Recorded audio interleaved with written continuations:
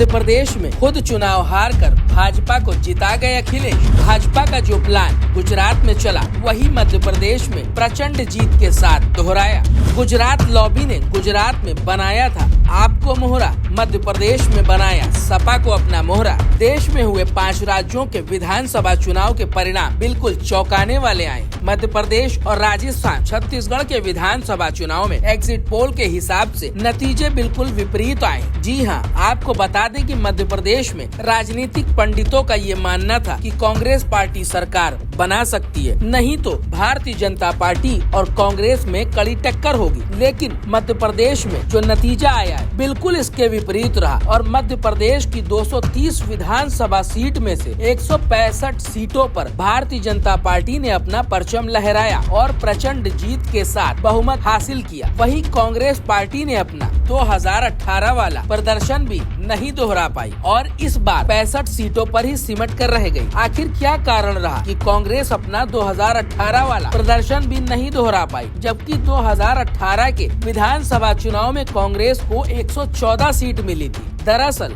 Bharatiya Janata party और कांग्रेस लोकसभा चुनाव से पहले हुए ये विधानसभा चुनाव को सेमीफाइनल के तौर पर देख रही थी। इन चुनाव को जीतने के लिए दोनों ही पार्टियों ने जी तोड़ मेहनत की और अपनी अपनी रणनीति बनाई। मध्य प्रदेश के चुनाव में भारतीय जनता पार्टी ने अपनी प्रतिष्ठा को जोड़ रखा था, ठीक वैसे ही जैसे गुजरात के चुनाव में, और गुजरात के नतीजे भी बिल्कुल विपरीत रहे। प्रचंड जीत के साथ पूरी बहुमत की सरकार गुजरात में भारतीय जनता पार्टी ने बनाई थी। गुजरात में भारतीय जनता पार्टी की जीत का सहयोग अगर सबसे ज्यादा किसी का था तो वो आम आदमी पार्टी का था। गुजरात विधानसभा चुनाव में आम आदमी पार्टी ने 181 सीटों पर अपने उम्मीदवार उतार दिए थे, जिसमें से 128 उम्मीदवारों की जमानत तक जब्त हो गई थी, जिसका सीधा फायदा भारतीय जनता पार्टी को मिला और कांग्रेस को वहां बुरी तरह हार मिली। ठीक ऐसा ही मध्य प्रदेश के विधानसभा चुनाव में समाजवादी पार्टी ने किया। मध्य प्रदेश के विधानसभा चुनाव में अखिलेश यादव ने अपने 46 उम्मीदवार मैदान में उतार दिए, जिसका सीधा फायदा भारतीय जनता पार्टी को पहुंचा।